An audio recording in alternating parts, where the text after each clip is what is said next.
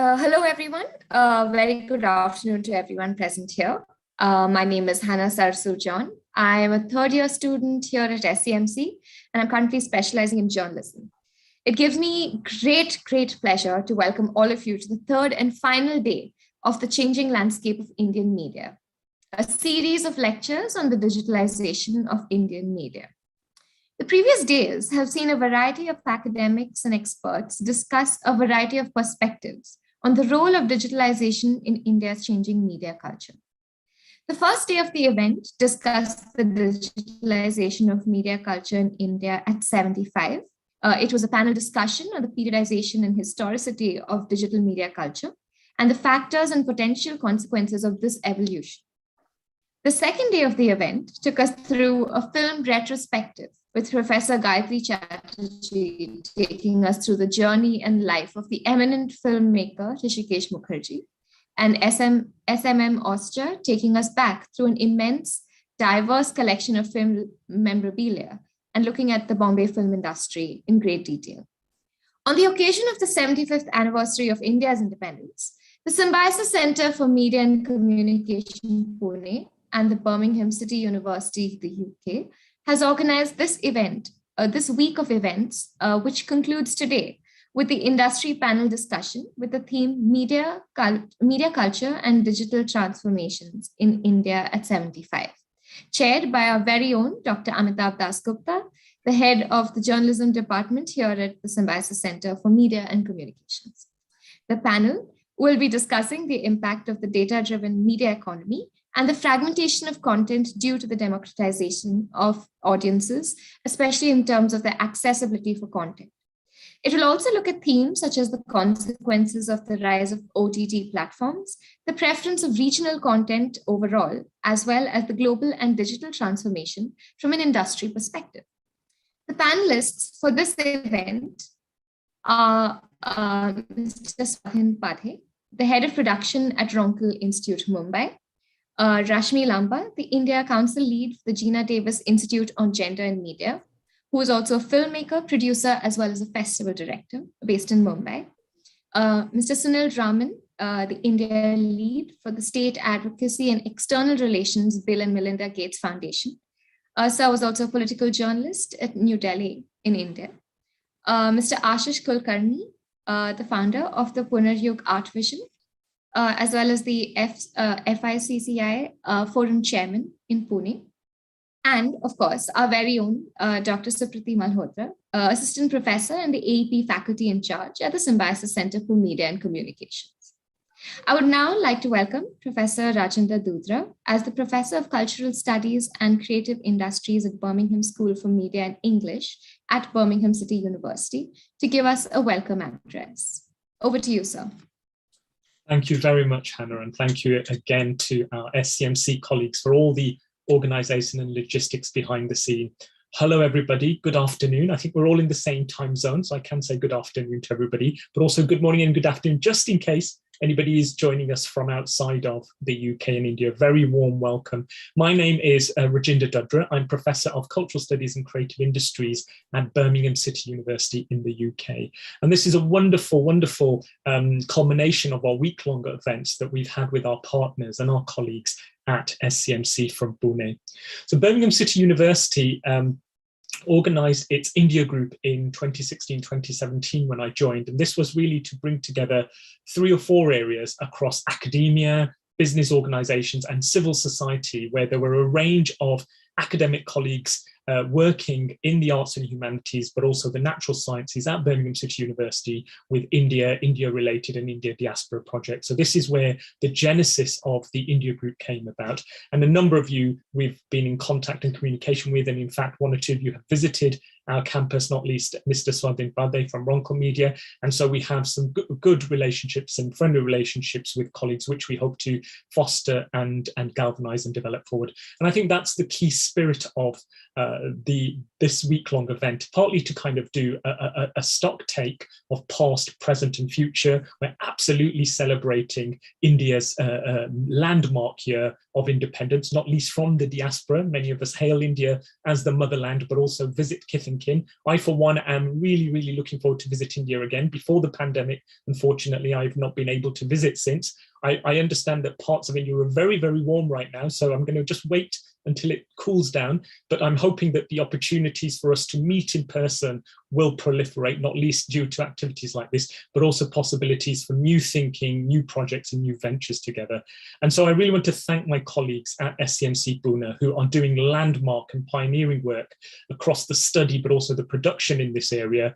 And we've had a number of projects, both with staff and students, not least this one, but also another one where we've been bringing together colleagues and students across BCU and SCMC together. And I think that's really is the spirit and the key of not just celebrating 75 years of achievement of India and where we need to go, but also what we can do together looking forward in the future.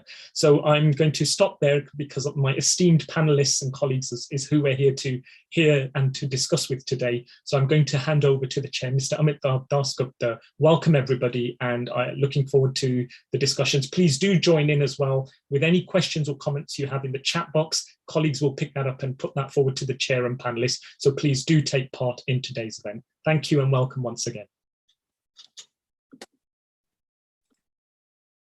Thank you so much, sir, for that welcome. I am also tasked with giving a short introduction of today's panel, as well as introducing the chair of the academic or the industry panel that's going to happen today.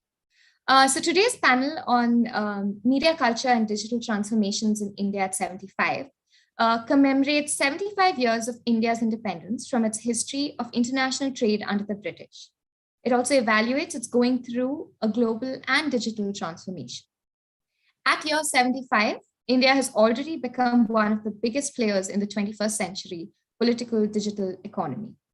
It is also the fastest growing market in global media and communications.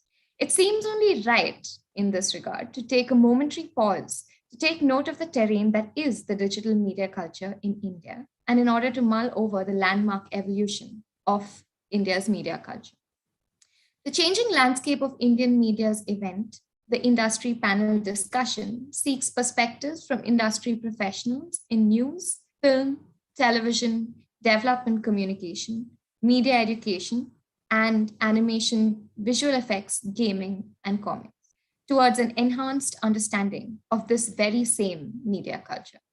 Now, I would like to introduce to you the chair of the event, our very, very own Professor Amitabh Dasgupta, who has been the HOD of the Journalism Department here at SCMC. Sir has been a career journalist who has worked at as a defense correspondent and editor for special features, and later as an editor, publisher, and printer with two of India's largest publishing companies, the Times of India and the Sakal Media Group. Currently, he is the head of faculty for journalism with SCMC. Sir has more than 20 years of experience in print and digital media and has been a professor for more than 14 years. He's been visiting and guest faculty to several academic institutions and professional organizations. His areas of expertise include print, broadcast, and online journalism, a media convergence, editorial feature and article writing, the management of media publications, media consultancy and planning, editing and publishing, media research, training, teaching, and mentoring. So with that, a very, very accomplished list of achievements, I'd now like to welcome Mr. Amitabh Dasgupta.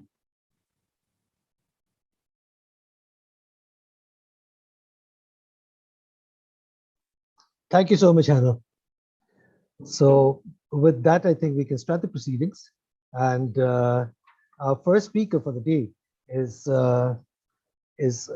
Swadhin Padhi, first panelist for the day, Swadhin Padhi. So without any further ado, I would like to introduce Mr. Padhi to the rest of the panel and start the proceedings.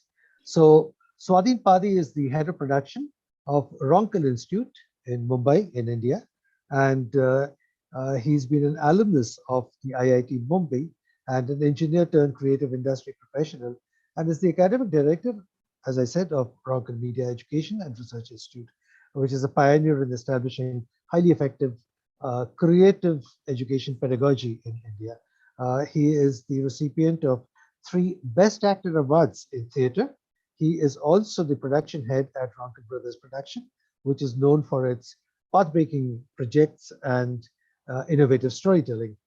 Now, for the first time in the history of cinema, a road has been named after their recent film, The Road to Reform. And legendary actor Padma Vibhushan Amitabh Bachchan and Randeep Huda are few of the renowned actors who have worked with their production in the past. So, so welcome, Swadhin, and uh, please talk to us. Yes, thank you, Professor Das Gupta, for your kind introduction. So first of all, I would like to clarify that I was going through viral fever. So I have a sore throat and I might get coughs in between. So please excuse me for that. So No problems. Please continue. yeah. So first of all, I would like to congratulate Symbiosis and BCU for organizing this kind of event and bringing people from diverse background to come and discuss about this topic. And I also want to show my sincere gratitude for inviting me as a panelist to come and share my knowledge with such esteemed and experienced personalities who have joined today as my co-panelists. So I am more eager to learn, discuss, and take something out of this discussion. So I would like to keep it very short, and I would like to share more things when we discuss and go to the question and answer round, and we can bring something more. So today's topic, that is media culture and digital transformation in India at 75, is very relevant, considering in today's time we are literally living in a digital era. Considering this meeting has become possible because of the digitalization, that we are interacting through Zoom and sharing knowledge and our experiences. So right now, as I told you, that we are in digital era and everything is readily available and accessible at our fingertips. Be it any kind of content, any kind of information, everything is available on the internet. And as Hannah was saying, so she used a very right word which attracted my attention, that she told democratization. So digitalization can also be termed, if you consider in terms of film industry or entertainment industry, as a democratization, where fans now, it became possible for the fans to become the creators, which was earlier not possible. So that is a very positive sign that more and more creators, more and more people are being educated through internet, and they are coming into this field and they are making different type of content. So speaking and analyzing about the key cultural changes, behavioral changes in the media industry, we can look at from the 3 point of views. One part is the creator side, another part is your consumer side, and the third one is your basically the business point of view. So from creators point of view, definitely because of digitalization, it has become more easier and cheaper to create content because of digital cameras, even cameras in mobile phones, digital softwares to edit, do the post production. So everything has become digital. So any person sitting at home can create content, and which is the case. So that is the reason that we are able to see different kind of stories. Be it a person from village, that person is sharing his or her story. A metropolitan person is also sharing his or story, and everything is readily available, and they can directly reach out to the target audience. So from creator side, definitely what I'll say, the number has increased, the quantity has increased, and the ease of with ease, people are able to learn the art and craft of utilizing the digital medium to create whatever they want to create. From consumer side also, right now they have the easy access at their preferred time, as per their suitability. They can access to any type of content of their choice, and they can watch it at any point of time. So from that point of view, also the number of content that is reaching out to the consumers, that has increased. From the business point of view, the entire marketing dynamics has changed. The entire distribution, exhibition, and how we sell our films or how we sell our content has increased, and there are more avenues to recover the money that we are investing.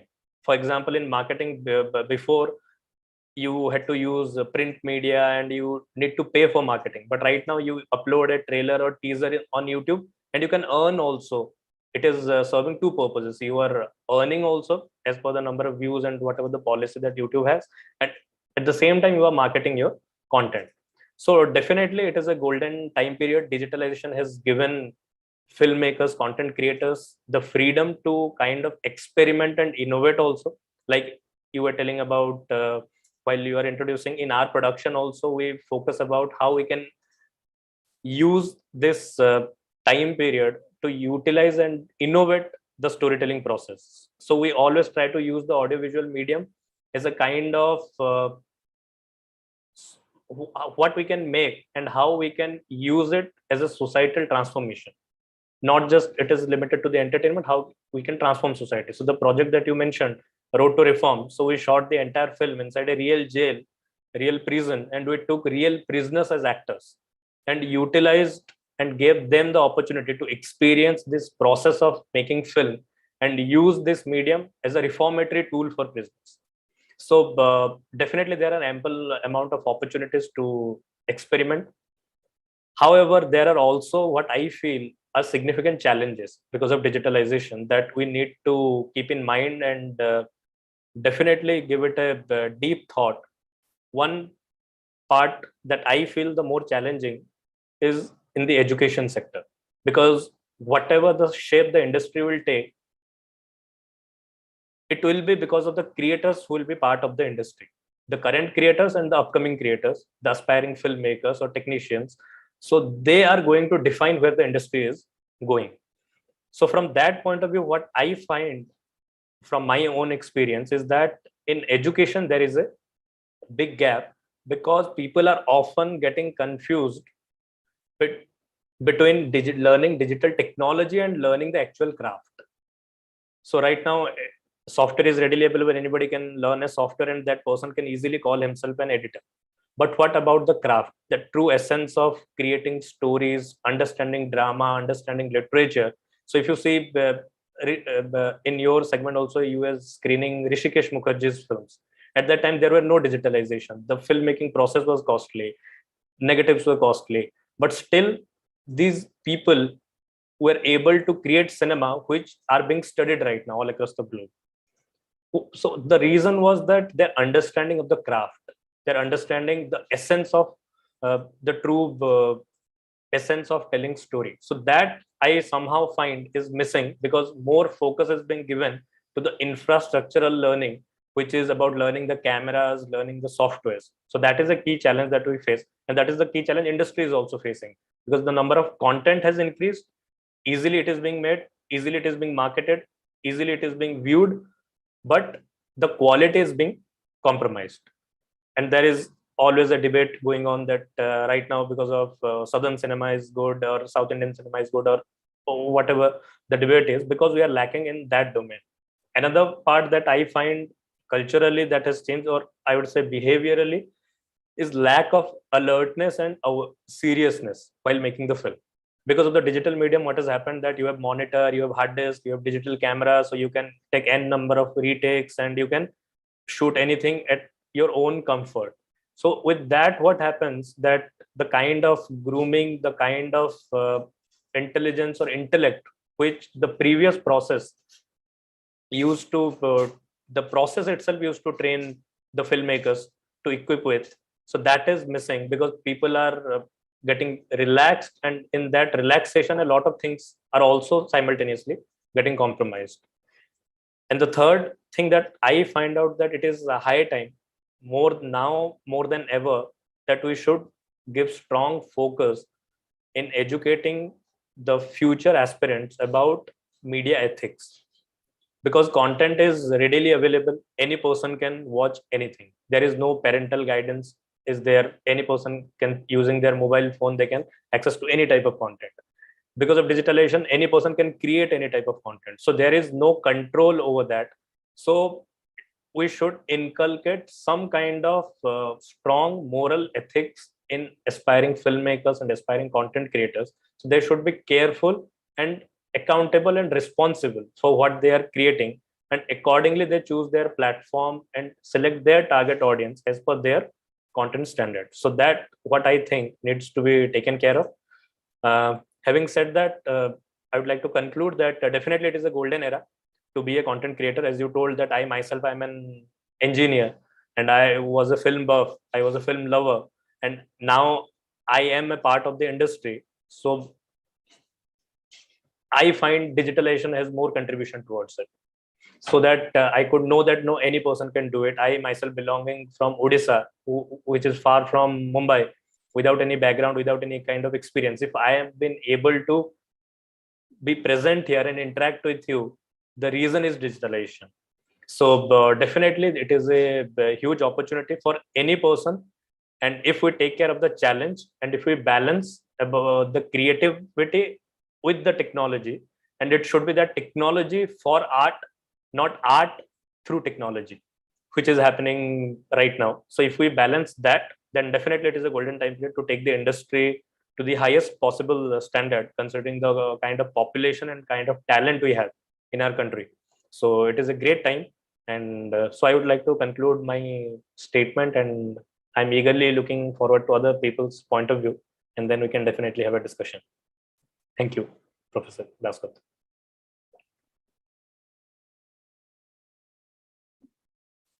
Sir, I think you are on mute. Yeah, pardon me, I'm sorry. So I said thank you so much, of course, and that was very enlightening. And there were 2 or 3 issues that you raised, which time permitting, after all the speakers have finished, maybe we could discuss this a little more further.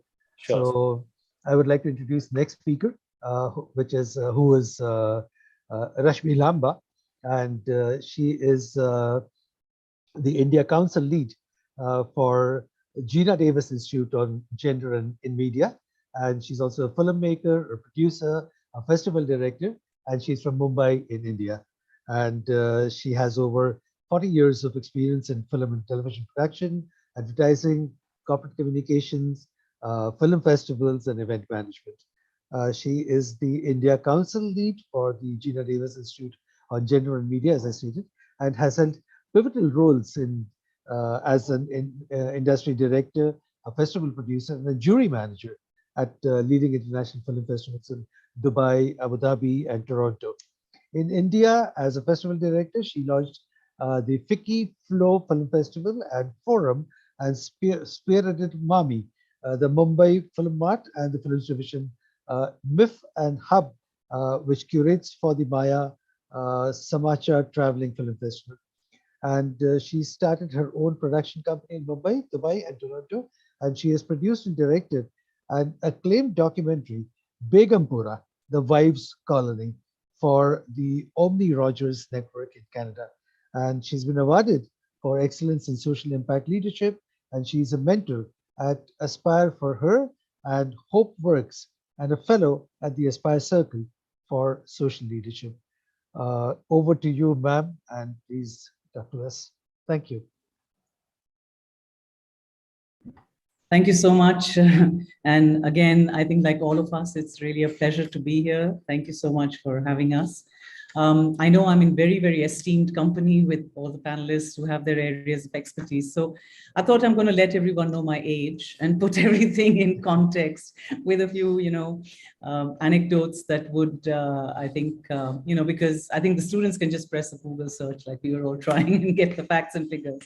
So I actually started when I decided to do my mass communication. I was very fortunate that my first internship that I ever interacted, and that was the first time I looked through a camera, was at the ISRO site, as it was called. It was the Satellite Instructional Television Experiment at their Space Application Center in Mumbai. And this was the first ever experiment in the world to beam, in those days, this was in the mid 70s, in 75, 76, so that's why I said they'll know my age. And it was beamed to over 2,000 villages across 6 states in the villages. And this was the first time they were trying to educate children through satellite, and the farmers. And actually, very interestingly, there was some, I think Ashish would know, there was some very well-known FTI graduates like Janu Barwa, Arun Popkar. They were actually creating content, for this. So, and I had to treat everyone the first time I looked through camera because I was a student, and that's the custom, I think.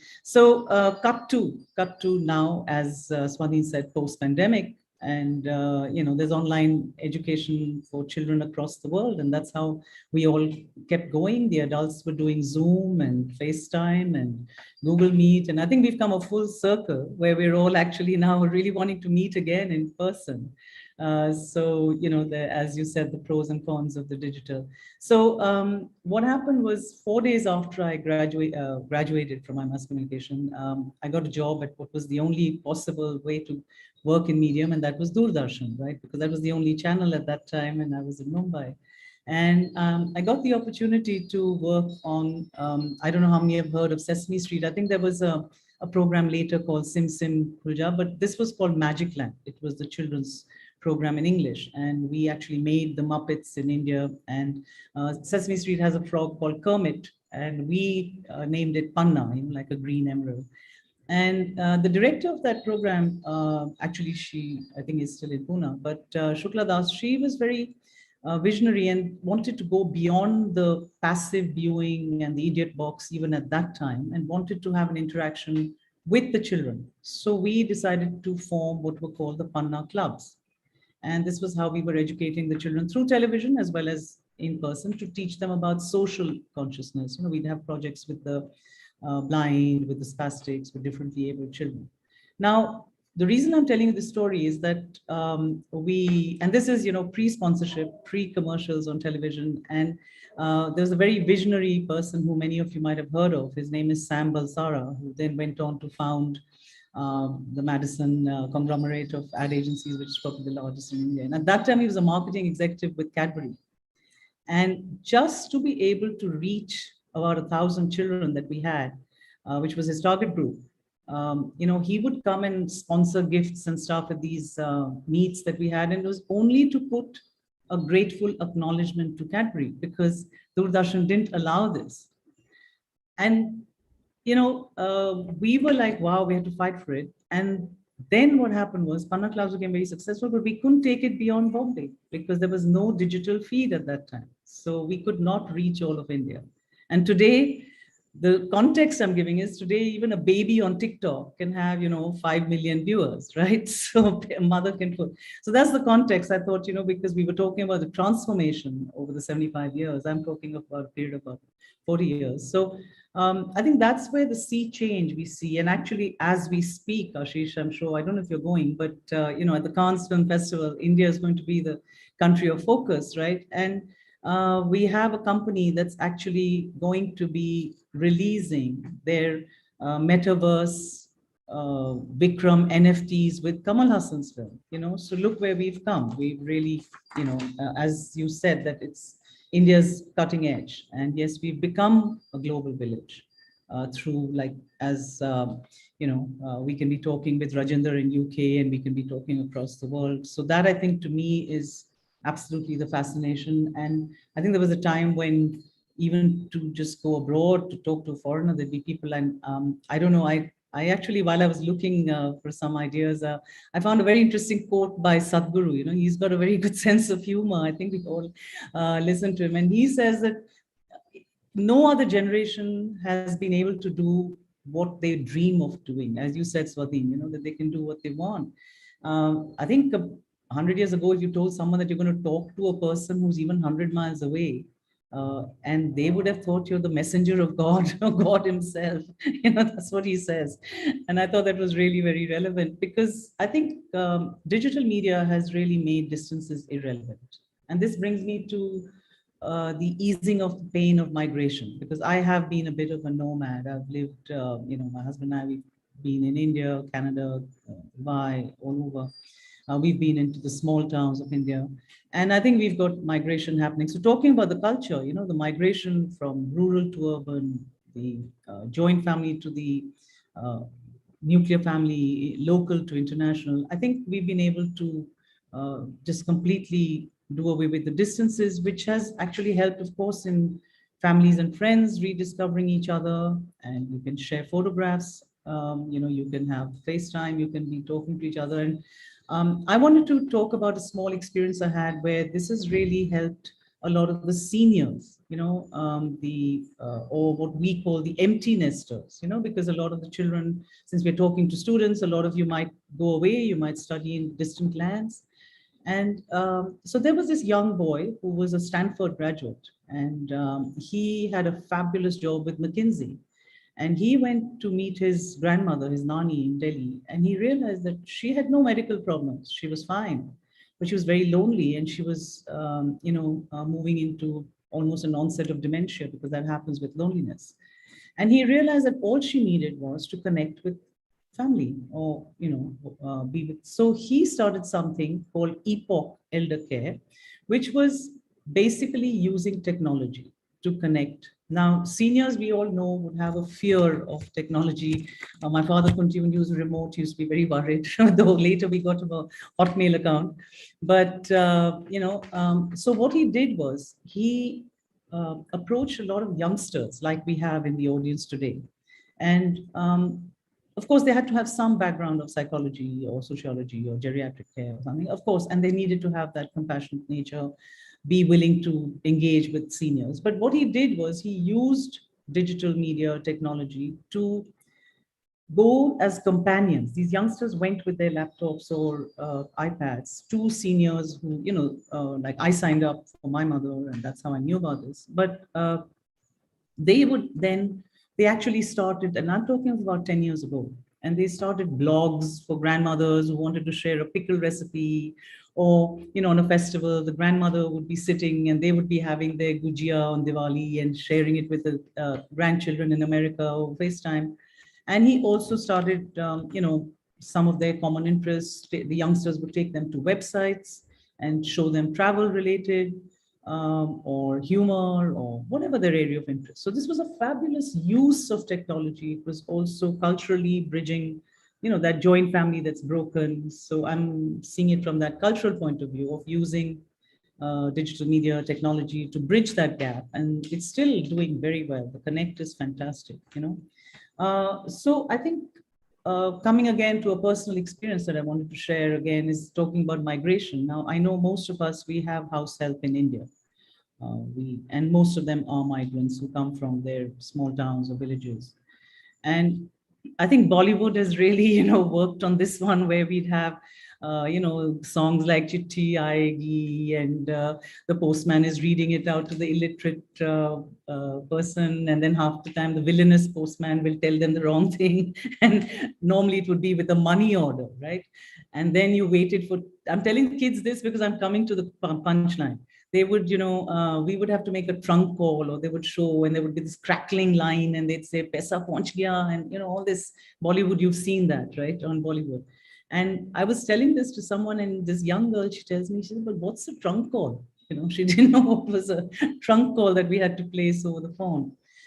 So I had recently had a young girl who was there to look after my aged mother, and she'd come from Darjeeling. And she told me she had never been to school. She could barely tell the time. If she went into the market, I would say, Hisab kya hua? And she couldn't give me Hisab. But of course, she would have a very fancy smartphone, and she would be on YouTube all the time.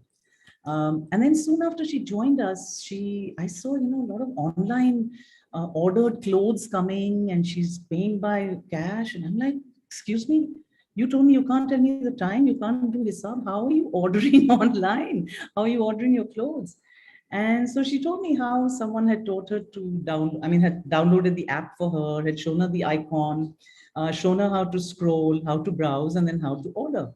And I was amazed that here is someone who's illiterate. She's come from a small town, and how soon she's picked it up, right?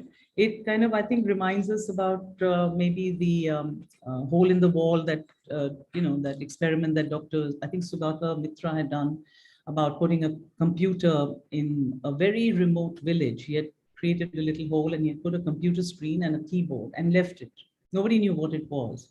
And they came back a few weeks later, and they found that the children had not only learned how to switch it on, they had also learned how to browse. They had discovered the internet. I mean, it's a fantastic experiment that happened. And it shows us that this huge conversation you are having, Swadhin, about education, I think digital transformation has been about formal education, the need for formal, what's the format. And culturally, I think in India, that's been revolutionary for us because we've had so many issues with our education, right? And so I think that was fantastic because even the maid that I'm talking about, every year with her bonus for Diwali, the main thing is to go buy a new smartphone because that's their lifeline. You see them making chapatis with a phone like that, and it's their lifeline. So that again, to me, the cultural bind, that pain of being away, I think culturally it's eased that. But of course, and then of course, talking about the maid, we all know about how this whole digitization of banking and what we've been talking about, online banking. So my husband is a retired banker, and the one thing he would do is every maid that came, he would teach her online banking because of the cybercrime that we have, or they go to an ATM and they'll give their PIN to someone, and then we know what happens there.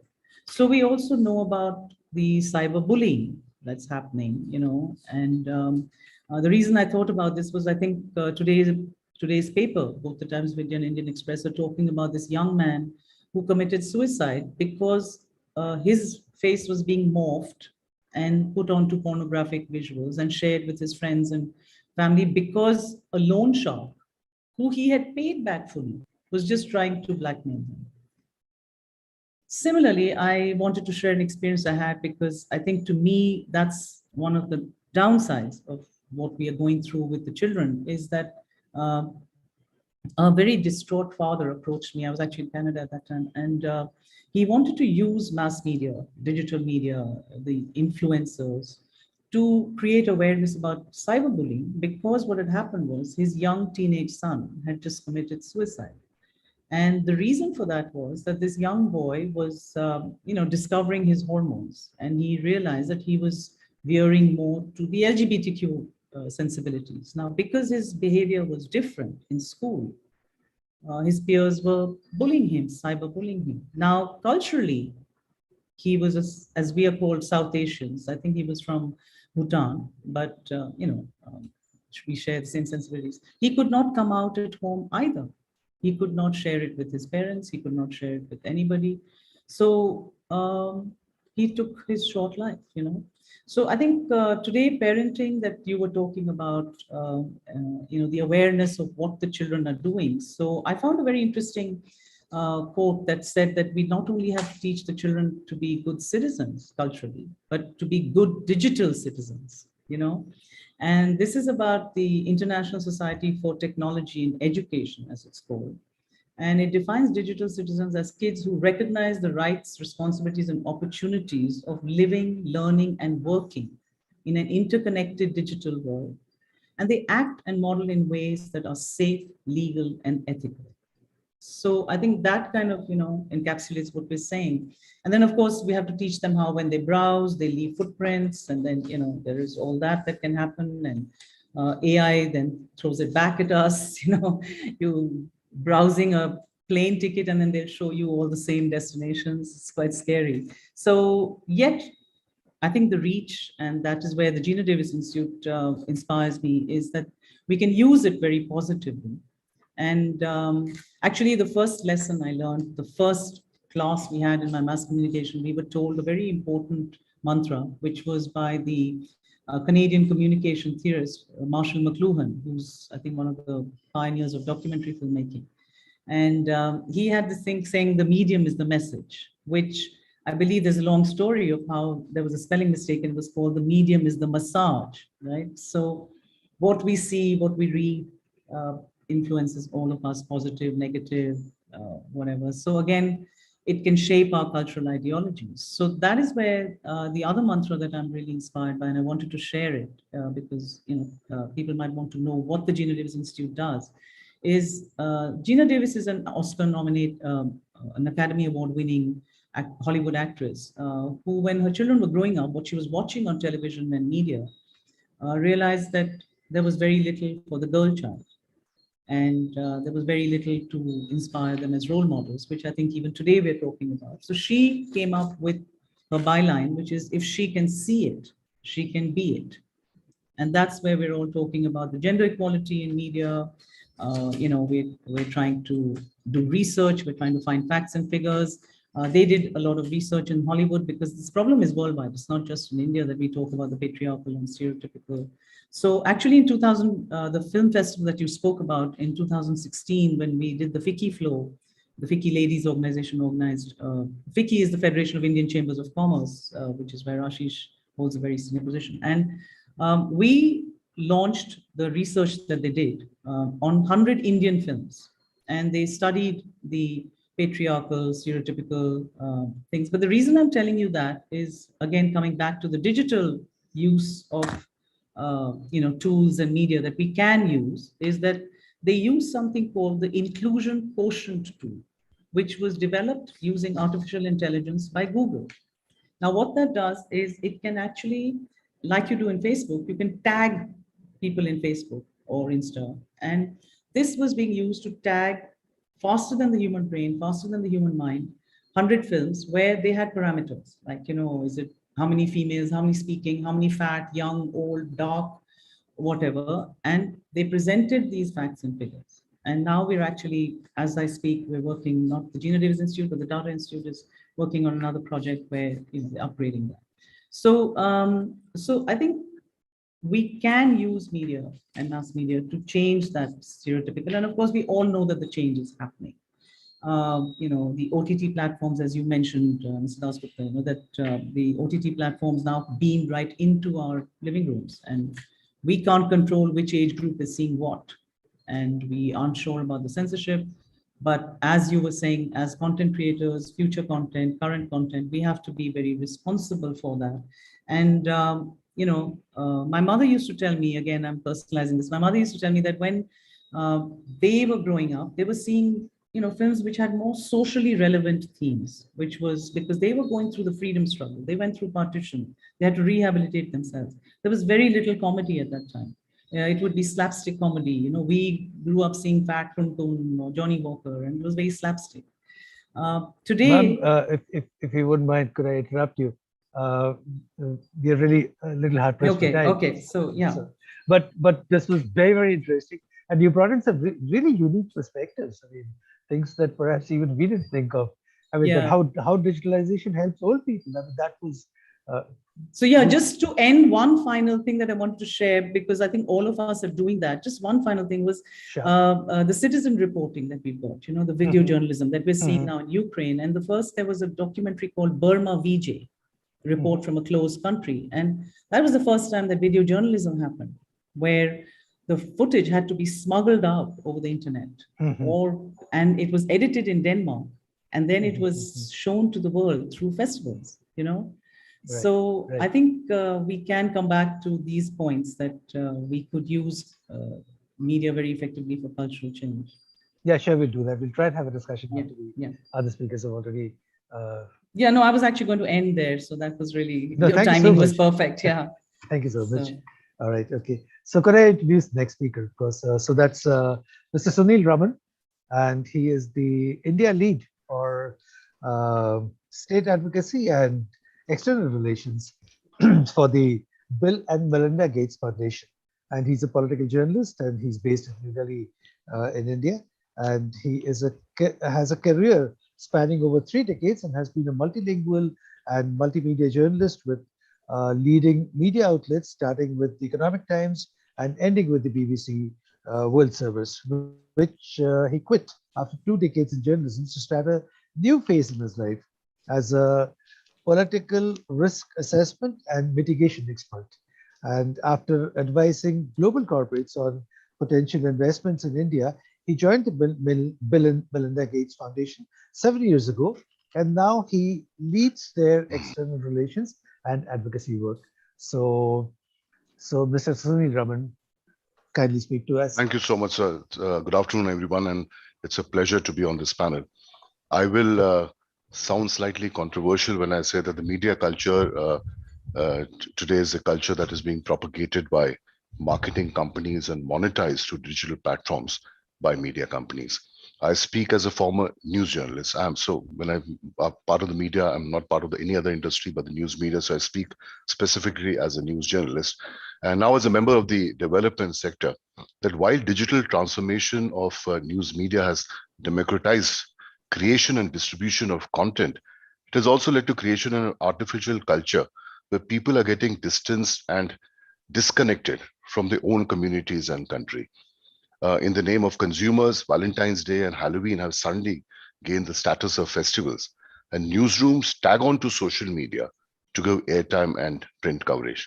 This vicious cycle of creating content that gets them eyeballs has now led this media culture, which has now evolved into a content creation machinery that gets higher revenues for the media company and the management.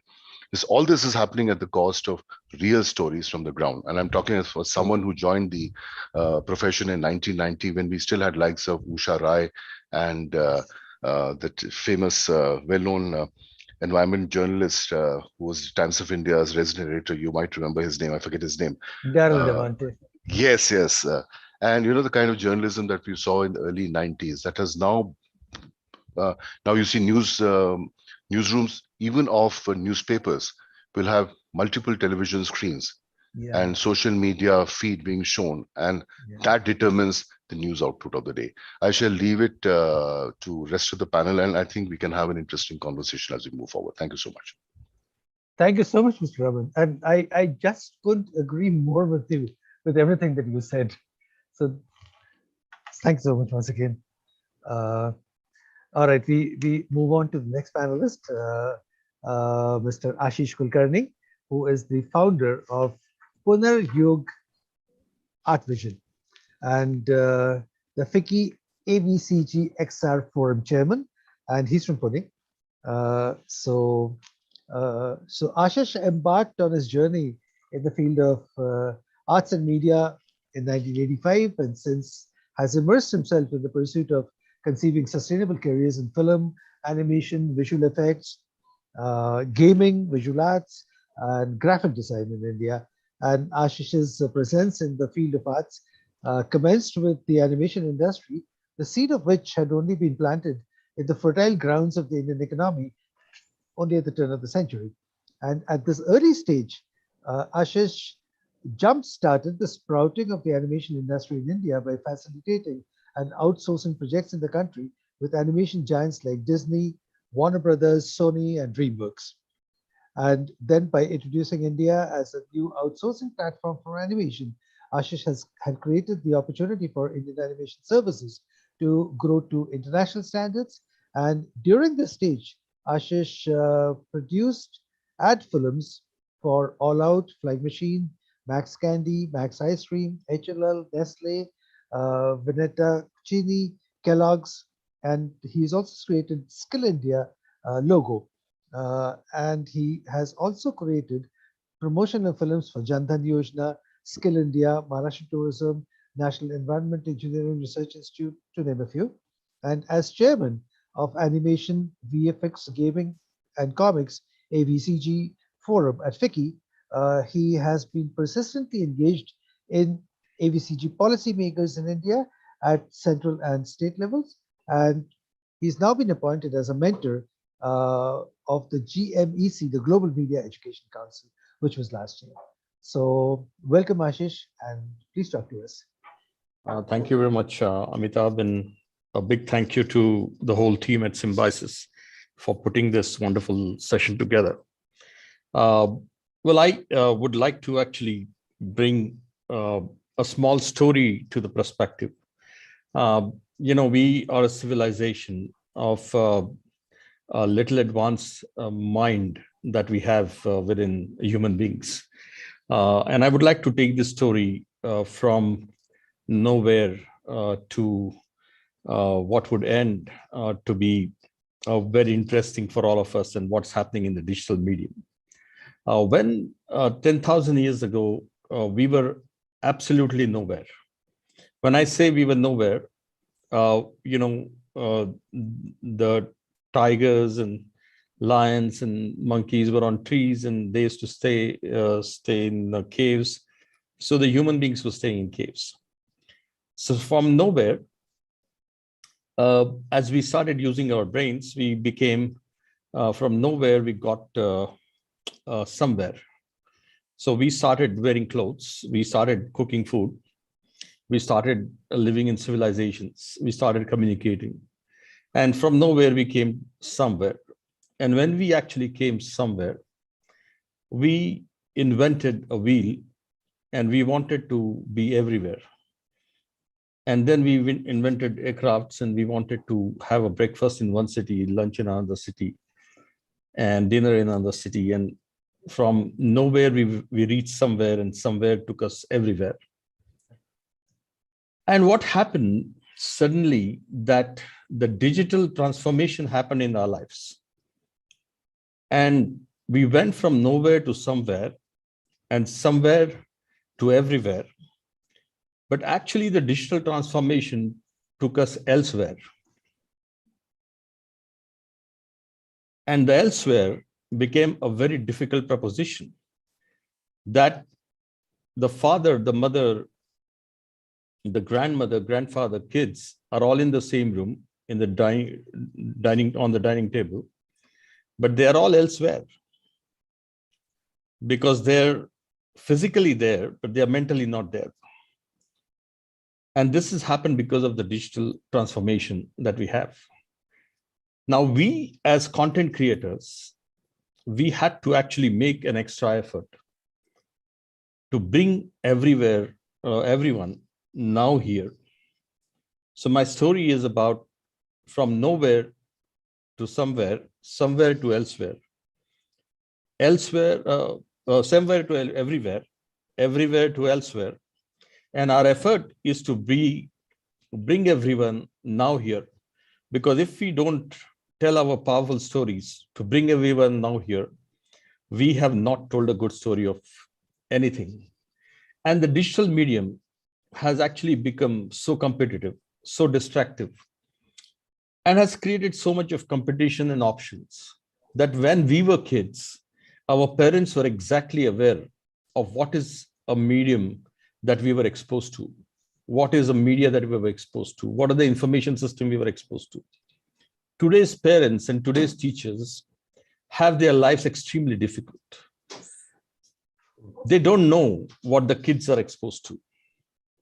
And they don't know what's going to be the new question that is going to come from them.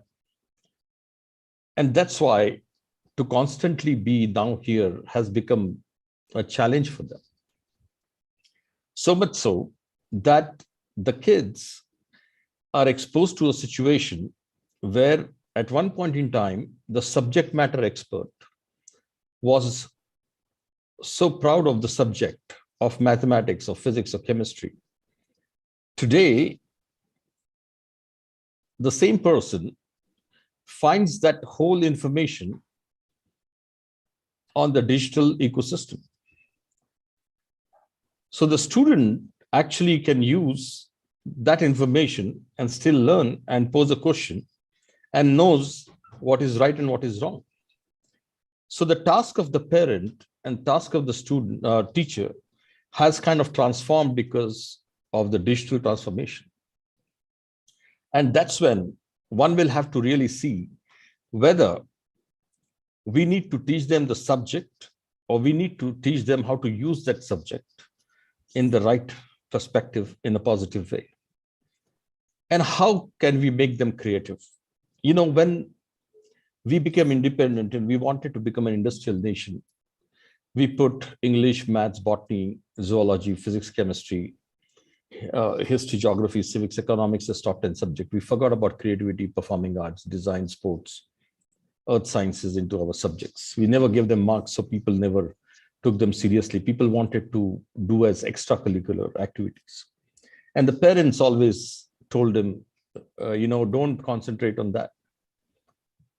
And that's why we created generations which are always in race. And it has made, the digital transformation has made people restless. So much so that you may call, we are talking about Internet 3.0, we are talking about Metaverse, we're talking about a situation where Ashish Kulkarni will physically be here, but the avatars of Ashish Kulkarni will be in different worlds doing different things. And there would be different worlds of different kinds. And imagine if there are prime minister of different avatars, if there is an education minister of different avatars and the principal and the teacher in different avatars. It's great as a situation to learn, but what is the social media and the complete media culture has done today is actually, it's so to call it social, but it has actually isolated us. And you must have realized in the last 2 years, just imagine the life of the small kids who were confined to small rooms for almost 2 years, had no social life. And people were very happy about social media, people talking about social media. India has 500 million active smartphone users. The penetration of smartphones or penetration of cell phones is larger than television today in India. 27% of India is still to have television, but they already have a cell phone. And in 2024, we'll have 900 million active users on the smartphone. And they will consume a different kind of an ecosystem. It will be Internet 3.0. Information system would be different. There will be a lot of clutter.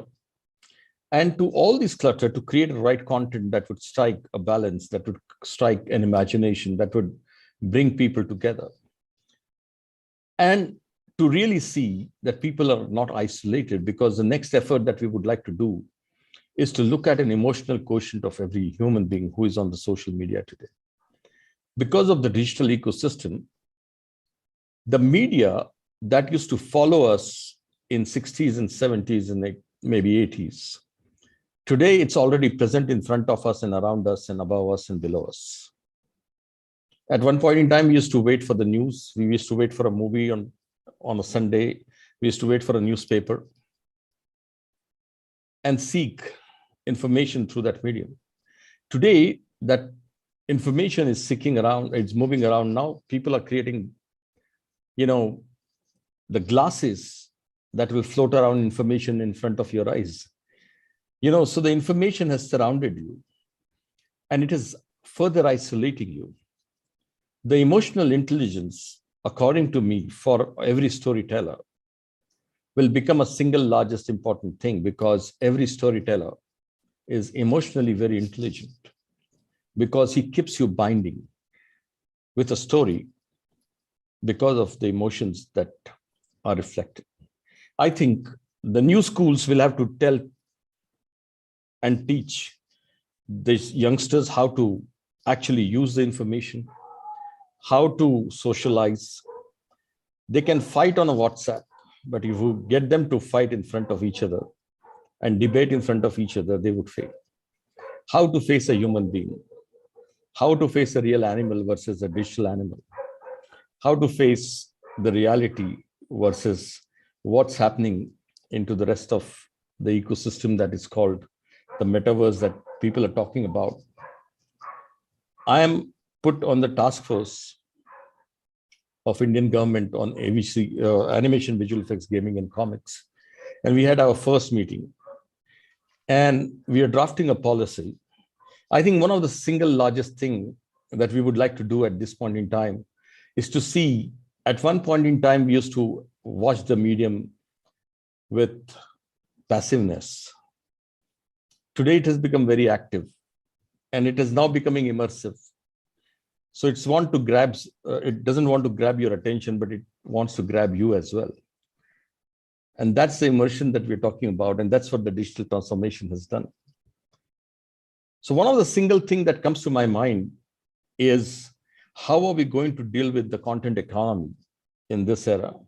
And how are the consumers going to be protected? And I think every policy that we do today, as the digital transformation keeps on happening, the people will each use more and more digital tools. The information will be out there. The traces will be out there. And before you want to do anything, you think of anything, it will start appearing in front of you. Your privacy will be completely gone. How do we bring about laws and policies which will have a consumer protection? So at India at 75 and India at 100 is a big challenge. It's not only about the fuel and the water. It's going to be about the emotional intelligence and the AI and the information system in people's life. And then whether you are telling your story or somebody else in AI is telling your story will become a challenge for yourself. Thank you very much, Amitabh. Thank you so much, Ashish. That was very enlightening.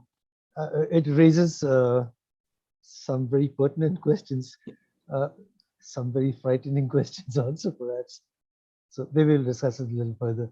So I'd like to introduce our next speaker, who is our own faculty, Supriti Malhotra. She's an assistant professor of AEP faculty in charge, and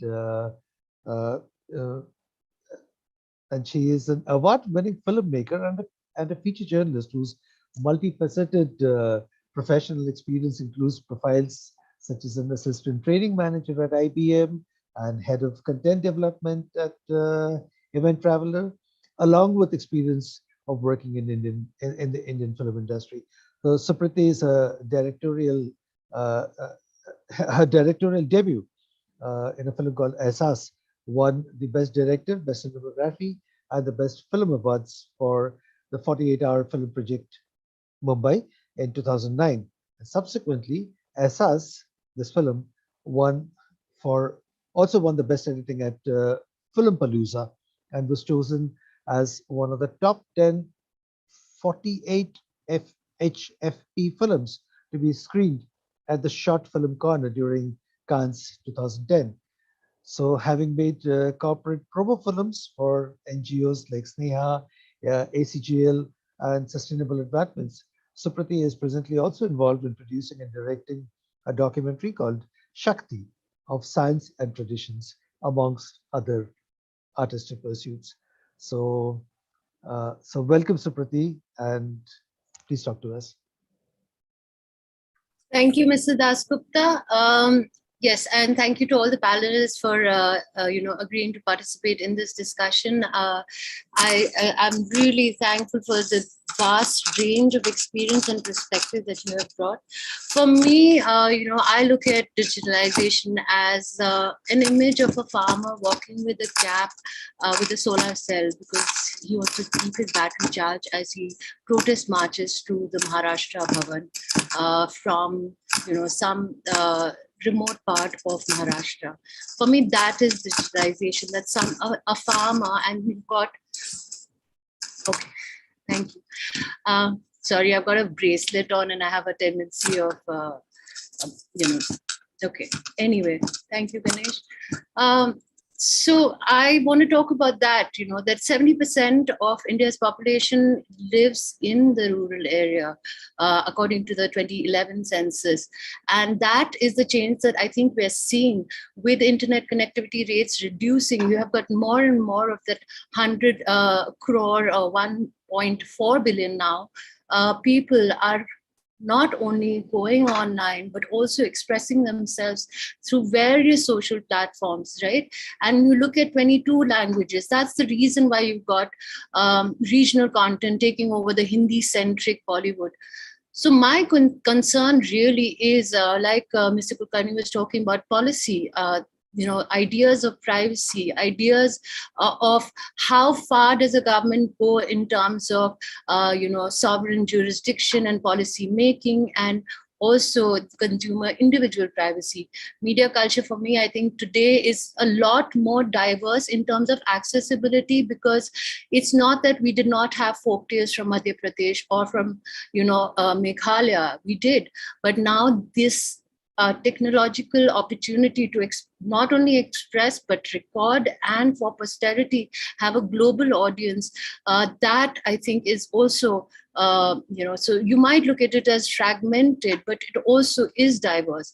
The opportunity for people, you're no longer limited to big media houses, big news agencies providing you news, whether it's accurate or not. And I recently had a conversation with Saurabh Gupta, who is the NDTV Mumbai bureau chief, and he made this very interesting distinction between old school journalism in terms of fact checking and information pushers. And for me, that is also very interesting, that how do we find that balance, right? How do we find the balance where there is a credible source that people can rely on, right? A WhatsApp forward can incite some sort of negative emotion within a group. How do we manage these transformations that are happening? How do we get that information across, the accurate information across?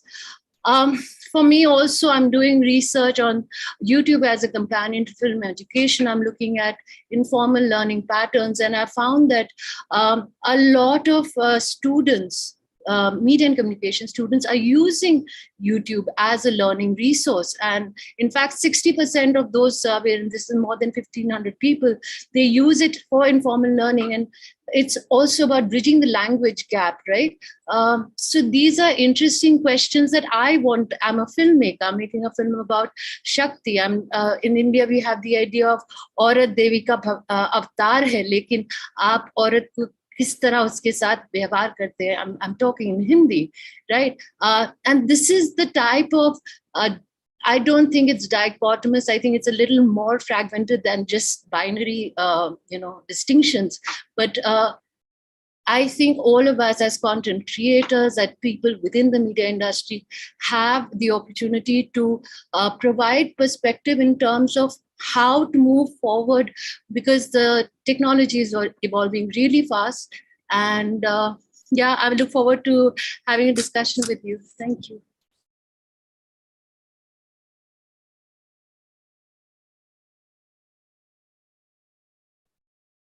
Yeah, thank you so much, Prati. So at the end of listening to all our eminent speakers, I think this discussion that we are having about the changing landscape of the Indian media. We are 1.4 billion people, and the world's largest diaspora at 18 million, according to the United Nations, and fastest growing global digital economy. So we are poised to take over the global media and communicate not only in driving content creation, consumption also, and through strategies of content generation. And we are associated with profit-making practices worldwide. I'd like to ask some of our panelists a few questions that occurred to me while you were speaking. So Mr. Padhi, Swadhin Padhi, you were talking to us about digitalization, which has created democratization of the media. It's available to many, but there is still a digital divide, which is something that we still need to be concerned about. And I think, as Mr. Kulkarni was saying, all right, today we have 500 million people with cell phones. Tomorrow we may have 900 million. I don't know by that time how much more the population would have grown. The digital divide seems to be getting wider. So what can we do about it? So digital divide in what sense you are? What I mean to say is that, okay, people do have cell phones, of course. Yeah. The thing that we saw right the last couple of years during this pandemic, that okay, people do have cell phones, but people still don't have internet connections. People don't have smartphones, and a whole lot of students who were not able to attend classes, which were online, because of this digital divide. So this is one aspect. There are a whole lot of other factors also. That yes, people do have cell phones, but there is still internet connectivity, which is an issue. Smartphones is still an issue. Cost, economics, all these factors. Yeah. So first of all, we need to understand for what purpose we are going to use the digital media. So if it is for the entertainment purpose, then definitely there will be a cost involved. But if we are looking from the educational point of view, educational aspect, then definitely that divide should not be there, because when we speak about entertainment and other aspects, it is a luxury. basically. After the basic need, you just want to enjoy and experience different type of things in this world. So especially speaking in terms of education, one thing that can be done is creating different kind of centers, and I'm sure that government is currently must be working on it, that instead of targeting individuals, we can create centers, community centers, and we can provide the required infrastructural support where students can come and participate and can learn digitally whatever they want to pursue. So that can be provided through government schools, different community centers. That one thing we can do, because again, as Ashish sir was telling, definitely we can bridge that gap and make them digitally available to access information. But then there will be that thing that what they are using the digital medium for. So there will be no control, or there will be no guidance or monitoring for that. So instead of focusing on individual, empowering the individual, if we create centers and for the right purpose, if we are using the digital medium and educating right for education or making them aware about any particular subject, then that would be more appropriate from my point of view, rather than reducing the cost or going in that angle and making it available for each and every person to use. So it would be more feasible and more result oriented, the purpose basically for which we want to use it. You also spoke about ethics and responsibility. I mean, after you digitally empower people, you spoke about ethics and responsibility. I mean, do you see any issues? Do you see any problems? I mean, definitely.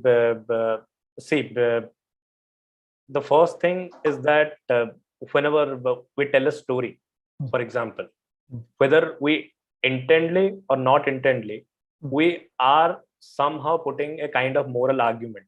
We are teaching something to our audience, be it entertainment, be it the Marvel superhero movies. But you are watching a Spider-Man, but you are getting the knowledge or getting the information that with great power comes great responsibility. So you can't avoid the moral angle, thematic angle, and just entertain people. Even a good guy bashing bad person, that in itself is giving a kind of indirect message to the audience. So there are two aspects from it. One part is from the ethical point of view. One thing is that we are making policies and through platforms, and we are guiding and what kind of content they can show and they can't show. That is one aspect. But what I think more important is inculcating that attitude, that behavior in the students, in the current generation, who are going to be the future driver of this industry.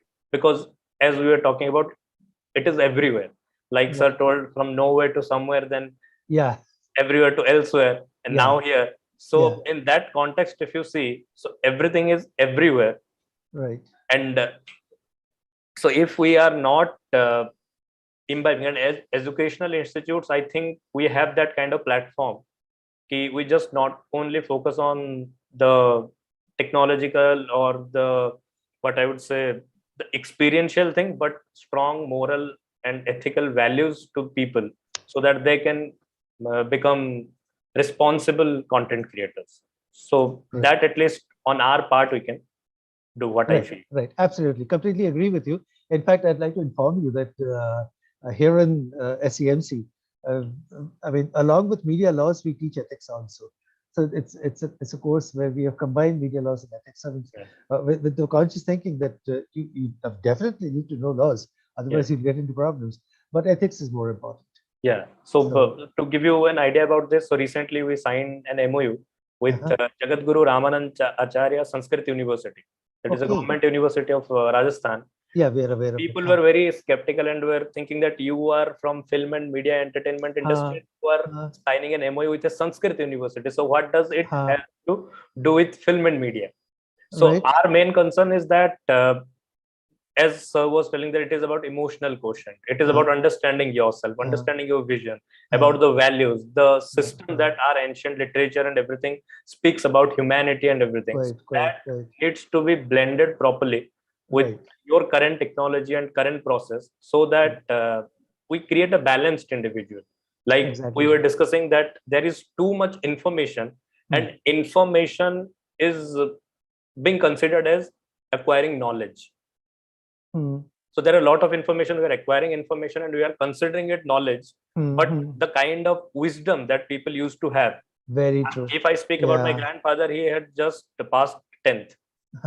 But in his age, just passing matriculation, working in a company, the kind of maturity, the kind of understanding, the kind of values that he had, you will not find a 15-year or 16-year-old in today's time to operate like that. So main focus should be on creating balanced individuals who have that self-control and everything. Like another point that people are mentioning about anxiety, depression. Ashish sir made one interesting statement that instead of grabbing attention, it is grabbing you. So it is grabbing you because because somebody comes and tells, you know what happened in Russia. I didn't have that information. Then I suddenly get anxious. Ki, "Yaar, mujhe kuch pata hi nahi. I don't know anything."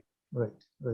So I should care about. I am a mathematics student. I should be focused about my mathematics and what interests me. I don't know. I don't have to know about everything that is happening in the world.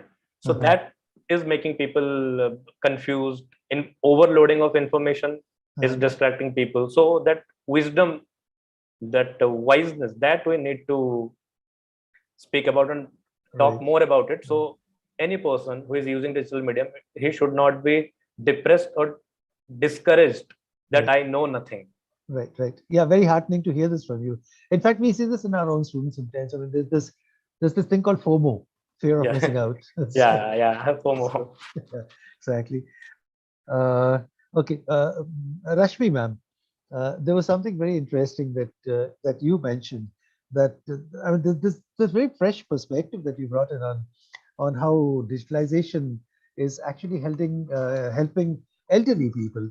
So I thought you were going to give us some kind of an example where I'm sorry. So that was I was very impressed by the first time that I heard of this thing called Epoch, where they tried to bring youngsters and elders together because seniors cannot or are not familiar with digital technology.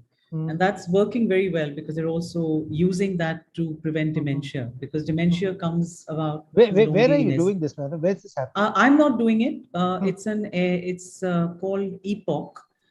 It's called Epoch Elder Care, and they, I think, are based in Delhi, but they have centers all over now. So I see. And now I think that experiment is doing well even in other parts. Canada currently, I know because I have lived in Canada.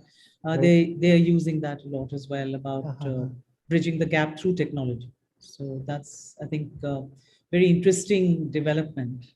Yeah, exactly. Enlightening also. I mean, and also I think empty nesters, as we call ourselves, our children who've gone away abroad.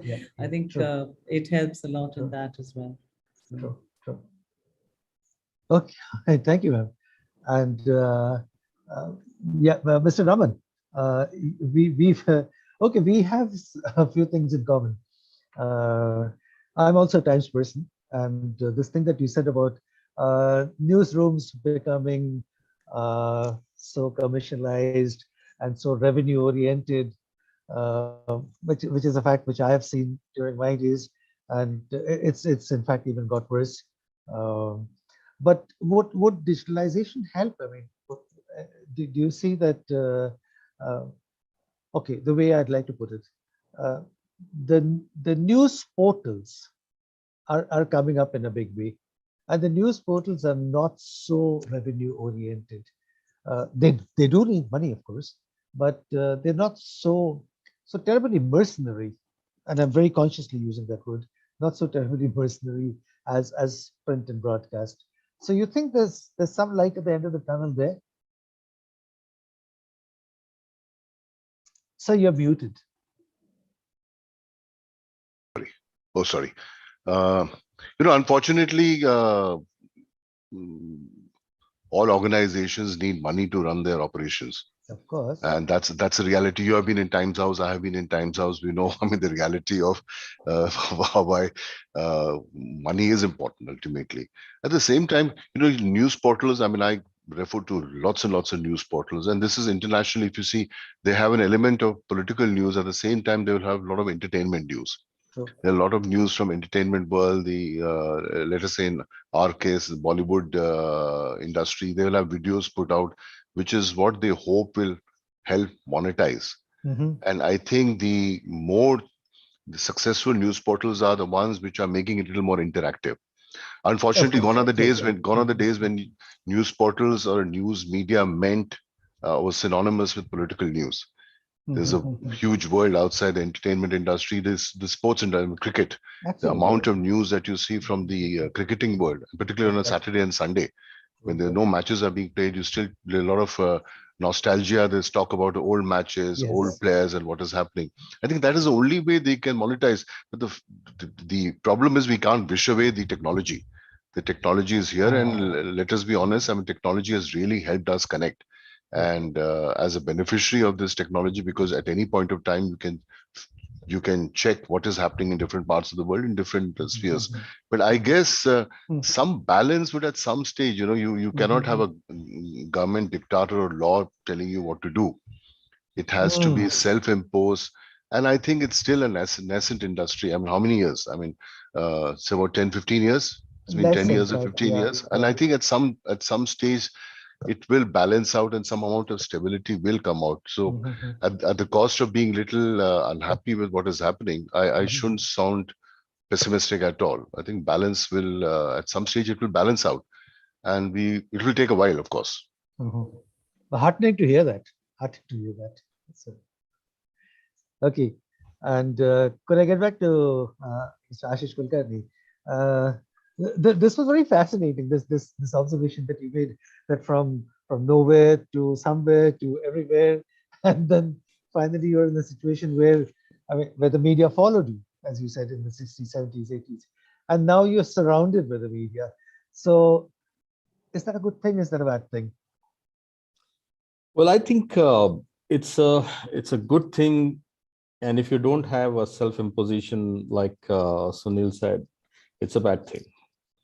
But it's a cumulative wisdom of every individual, which really gets them to know what is good and what is bad for them. And I think by the time that wisdom happens in your life, a lot of media has already grappled you and corrupted you, and there was nobody to tell you at that point in time. So I think it's a new curriculum, I would say, needs to be put in as to how much is good and how much is bad, needs to be told to people. Right. And not only to the children, but also to various ages. Every time I'm on WhatsApp, my wife thinks that I'm a WhatsApp kida, and but the thing is that how much ever time that I tell her that today the business is transformed onto this platform, it doesn't percolate down so easily. So although you would like to have these restrictions, because at one point in time, one is to wait for the information to come. We used to send inland letters and postcards, and maybe something urgent, we used to put telegram, and then we used to book a trunk call. Today, everybody wants instantly. And nobody wants to wait for anything. If it's struck in your mind, you want to find it and you want to know. So it comes with the additional responsibility to check the credibility of the source of information and the credibility of the information itself. Because you might be led wrong. Many people Google search and pick up a doctor, and that's a dangerous thing for them to happen. So like Sunil said, self-imposition is very important, and I think it should be a part of a curriculum of all ages. Yeah. It has to be a part of curriculum. People need to be told. They don't learn by themselves. That's a thought. Yeah, it has to be told. It has to be told. So at all ages, when the kids are with you in school and universities, you will tell them. But then what happens to people when they're in their jobs? what happened to people when they are, not in their Absolutely. jobs. Absolutely. So there has to be a process and a campaign that tells you that this is something that, is going to be very critical. Nobody told anybody, like Rashmi said, that loneliness causes dementia. And I'm struggling with my father-in-law, who is 96, in my house and struggling with dementia. But having 4 kids, everybody is out, When we decided that we need to look after him, and we got to know much later that he's struggling with dementia. Because it is, so people need to be told that, if this happens, this might happen to you tomorrow. So how do you keep yourself engaged? It's a critical thing. And whether digital engagement is good for you or in-person engagement is good for you to, have that dementia not coming in your life is something that needs to be told. I think that's where a whole lot of, parallel curriculums that I call always, whether you put it in formal or informal way, needs to be an agenda of various NGOs and various governments as well. We can depend on government all the time, but maybe even a lot of NGOs and a lot of people who are educated to impart this whole information system in the right perspective. But you were saying, ये जो आप कह रहे थे, this interaction that you're having with the government to do with consumer protection. Can you tell us a little more about that? Animation, gaming, visual effects, comics, and XR is one of the largest growing, ecosystems. Because, India made cinema for more than 107 years. India makes the largest number of films in the world. Right. And we were still not been able to make a global brand. You will be surprised to know that many countries after defense, the second largest export is media and entertainment. We are such a rich country with media and entertainment. Why are we not able to do a global phenomenon? And if you really see today, it's an intervention of a digital tool by which you are able to create an illusion that is called visual effects. You are able to create films which are making 1,000 crores. So the hero films used to make 100 crores, 500 crores, and that was an era.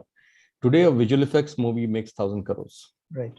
Okay. And that would make a statement. So your storytelling with a magnanimous idea of visual effects would enhance the story that would be appreciated by the world. We were, so impressed with Avengers and many other forms of storytelling. But this is something that is emerging, and I think that's where the world is going to be heading towards. So we had been pushing this agenda that the creative education, creative arts, performing art, design, and sports has to be from the school curriculums, and we made the representation rightfully. National education policy has it, and the schools are going to have it. So curriculum design is going to be very difficult. And then teacher training is going to be another thing. And the parent, education for allowing the kids to take career into this vertical as a mainstream is going to be challenged. So we will tackle this challenge because we built this industry in the last 2.5 years. Where does this consumer? So what happens is that we have given a proposition to the government that we need to have a national AVGC XR policy. Okay. So the government actually announced in the budget in 2022 that they will form a task force of AVGC under the chairmanship of the INB ministry secretary, and that was formed on 8th of April. And from the 7 people representing the industry, I am one of them. And we have now taken upon how do we integrate that into the skilling, education, and also creating a policy. And because gaming industry is one of the fastest growing industry, and they're going to create the largest number of jobs, and it's a B2C application. Right. The biggest, issues that we are facing is with different laws that are there, and there is whole debate between what is a skill game versus a chance game.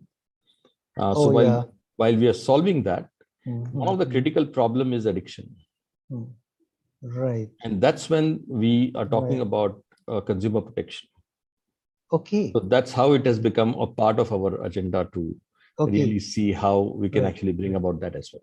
Right, right. So we have been deliberating on this, and we have to submit our report. So very soon we would be able to have something.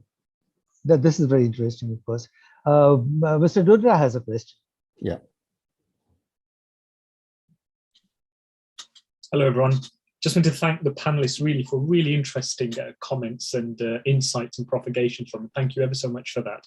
And on the one hand, we're hearing about the potential democratization.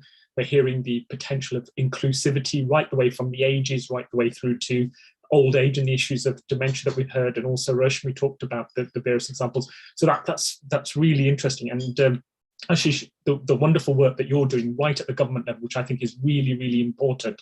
And so we're having this talk in the 75 years, and you rightly mentioned also 100 years. So really looking ahead, and I suppose this is a conversation for all panels, but really between some of the points that you raised and what Sunil Raman was saying as well. Data, I think, is going to be the new key area of possibilities, but also exploitation.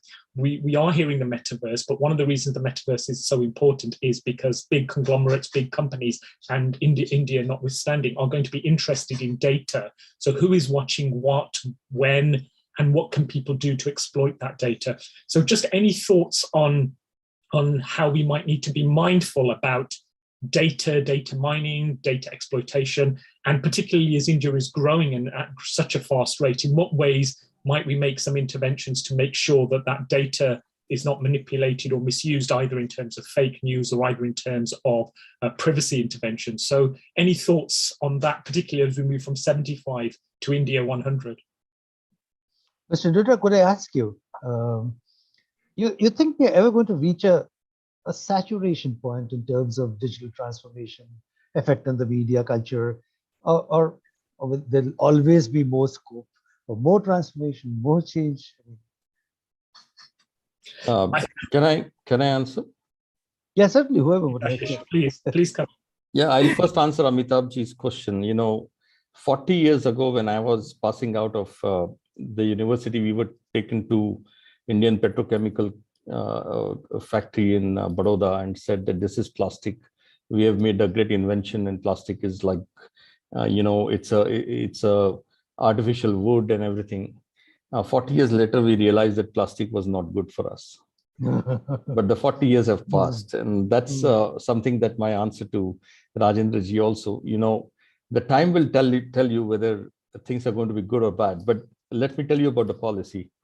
In 2021, January and February, February 25th, India announced the social media and digital policy, which also had OTT, and a very landmark policy where a self-regulation with a very distinctive responsibility was passed on to OTT, which was probably people were not expecting that something like this would happen.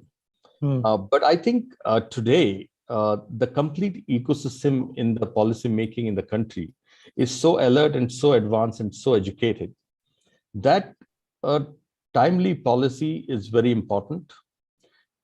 The policy education and percolation is also important. The implementation of the policy is more important than the policy. And timely changes in those policy, as this whole ecosystem rewrites the new rule every time because it evolves, and you have to be proactive and ahead of the curve in terms of these policies. If you really see, after India did that policy, there are 3 nations that we know studied that policy and did it for their countries. Not to forget that you take any app in the world, any social media app in the world, we have 500 million active smartphone users. There will be 900 million, as I said. The thing is that between 18% to 25% of the market share for any app whatsoever comes from a single country, for India, because China doesn't allow it. And that's a very sizable marketplace for anybody to survive. And that's why for India to actually be ahead of curve in terms of making sure that you are inclusive, forward-looking, at the same time restrictive, is very, very difficult. It's like a teacher, Amitabh ji, setting up a question paper for a 10th grade and a 12th grade. And it's so difficult for him to do that because lakhs of students are at stake. It has to be very easy for people to get 35% and above so that maximum students could pass. But it has to be at the same time very difficult for a person who is going to come in merit. So policy making is like that. And I think that's why you need to constantly visit it, monitor it, and make sure that you are constantly ready to change the policy and bring about those changes as and when it's required. And I think between 2022, that is our 75th year, and 2047, I see a very, very smart ecosystem, which is a combination of the governance and the industry working together and making sure that we would build a common, a kind of understanding, which is good for the industry, good for people, and good for globalization, and also build good Indian brands globally. And I think that is something which is staged well for us at this point in time. This is what I think at this point in time. I don't know what's going to happen 10 years from now. But we build universities, we build schools, and we try to, educate kids who are going to be the masters 20 years from now, 25 years from now. But when we don't know what's going to be the world like at that point in time, we need to only prepare them to make sure that they will be able to face that world. And I think that's how I see this evolving. Thank you so much, Ajit. That's wonderful clarity. So clear perspective. I mean, yeah, but of course, as you rightly said, who knows? 10 years from now, we can't exactly predict. So thank you so much, Rajendra ji, also. So, all right, I don't know if we have any more time left. So could I, Suprati ma'am, could you come in, and do we have any more time left for more questions? Yes. Does anybody amongst the audience have a question for any of the panelists? I got a few questions from the audience, and if we have time, maybe so. But if there's somebody who's directly asking a question, did somebody raise a hand? No. Okay. All right. Not yet. So, all right. Okay. So this is a question for Rashmi ma'am, and it says that how could we as writers, typically a question comes from a student, how could we as writers find our center as in the elements, topics, and style of writing that shapes our voice as writers? I don't really know exactly what this means, but the student wants to know that how can we as writers find our center? So, or I think to me, the writer is actually very key in anything that's created in content, because that's where it starts, talking about, because, right now I'm in the gender space that we're all talking about the gender, it shows about finding the center is also, I think, as what Ashish was saying, that, you need to be sensitizing people as to what is that writing going to result in. So I think if you are centered and sensitized and aware of what the impact is. So again, not alluding to the Gender Institute, but using technology again. After they came up with the inclusion quotient tool, they've actually come up with something called spell check for bias. And this is a tool again by Google using artificial intelligence, which they're applying to scripts, saying that why wait till the film or content is made? Why not work with the writers from the beginning? And so they're not telling you how to write the story, but again, they're using AI and they're going through the script and saying, okay, there may be some ancillary characters. We're not telling you your main characters, but there can be ancillary characters where you can maybe bring in a woman or an older person or a dark person or a senior or like a scientist doesn't always have to be a man, because this kind of thing is already in practice. Yeah, in fact, they've just been awarded yesterday for something, that they've been recognized. So this is developed at the USC, the University of Southern California. They have a Whitterby School of Engineering. I see. And they have a group of PhD students who actually work on this. And there are quite a few Indians in that. And actually, even the person who leads it is Mr. Narayan, who's from India, but is with Google. So my point being that, there's a lot of, I'm sure Swadhin will agree and Ashish will agree, that there's a lot of conversation about equal representation in a writer's room, so that you're sensitized to each other. And then that also helps you, I think, reflect and look at what and where are you coming from. Because there are so many, I would say, deep-rooted biases that we're not even aware of, that may come through. And then that affects whatever's being created. So even if there's regulations in place, the regulations come in place after the film is made or the content is ready. So actually, to me, a writer is a very, very important key in this. I think that's where it all starts.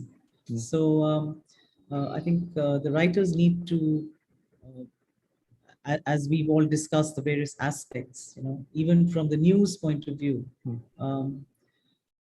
What is news? I mean, we were all taught about what is news. These days, we don't need people shouting and telling us what is news. Right. News used to be spoken with a deadpan face because you were reading news. You were not influencing people. Exactly. So I think that was what we were taught. So again, the writer should not be writing to incite or to influence or to. So I think being centered is the key, actually, and aware. Thank you. I don't know if I answered that. Yeah. So you did, of course. I mean, that's very enlightening what you said. This kind of thing that's happening. So there's a question for Mr. Padi also. That do you think most people these days don't really look at film reviews in today's digital world? What does that future of film criticism look like? Sorry, I missed the first statement. Okay, Can you please repeat? Yeah, I'll read that out to you. So there's the student who wants to know, what do you think? What does Mr. Pati think that most people these days don't really look at film reviews? Okay. So are film reviews losing their maybe not credibility, but influence or whatever? Is that happening? See, again, it is a totally different topic, and we can go on and on about it. Because if you see what a film critic is, first he or she is an audience, and they have their own sensibilities and how their own interest area and their own voice. Like Rashmi ma'am was speaking about finding the writer's voice or writer's center. So I can, if I'll add to that, then before finding the writer's voice, you need to find your own voice as a human being first. So if the inequality, that divide is not bothering you in real life, then that is not going to be represented in cinema also. So from that point of view also, the critic, who is first an audience, he has his own thought process, own mindset, and own theories and philosophies about life. So he is giving his or her interpretation about the cinema. But this, because of the digitalization, what has happened, that anybody can go and put a review of what he felt about the film. You see, nowadays, I think in India, each and every movie is getting a 9-point rating in IMDb, because we have the largest population, and we can go and we can just give rating, and we can call our film a great reviewed film. So that is a different aspect. And if you are speaking from the educational point of view, the film critic, if that person's real purpose is to evaluate a film from a study or educational point of view, to educate people and to critically evaluate different aspects, then definitely you can't ignore that critic. If you're really passionate, then definitely you will find some kind of connection with that person, if that person is authentic and his purpose is educating or giving the right information. So which I think is lacking in the critics domain also. But most of the people do not have the experience of filmmaking. They do not understand the art and craft of filmmaking, and they start giving reviews. And so that is not a review, basically that is an experience that they are saying. Some becomes humor, some shows their humorous side while they are reviewing a film by putting some metaphor which can be which can discourage the artist also sometimes. So they use such kind of statements. So I don't think it should be taken, film critics should be taken that seriously. But yeah, definitely the person who is using the right knowledge, who has acquired the right knowledge and giving and putting it out for the right purpose, then definitely that person also cannot be ignored. People will definitely like and follow and the reviews of that person. Would you also take a slightly more personal question? Who, me? Yeah, yes, you. Yeah, okay. Yes. So one of my students wants to know, what was the biggest motivation that made you shift your career from engineering to the creative industry? See, as I was telling you that I am a fan first, then a professional.